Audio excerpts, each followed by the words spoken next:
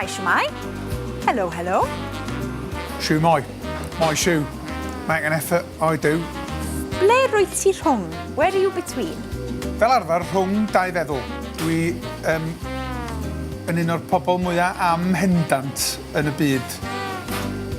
Yndw. Pam fi? Why me? Fi ydi 5 mewn rhifa Lladin.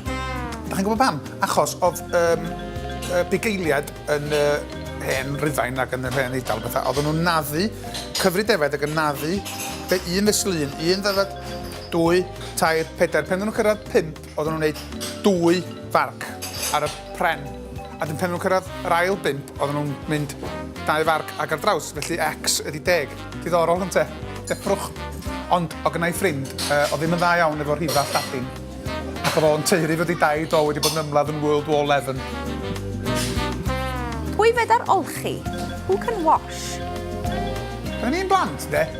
Dwi'n gobeithio na ddim jyst teulu fi oedd hyn. Oedden ni mond yn cael wash unwaith yr wythnos. Ar nos Sul fel arfer. Lle fynd i Gwener, mae'n siŵr bod ni'n hymio drewyn ddyn. Mae hwnna'n disgusting. Mae'n symud fel bod fi'n cael cariadon. Nes i ddechrau golchi, pan i'n 11 bob dydd, lle.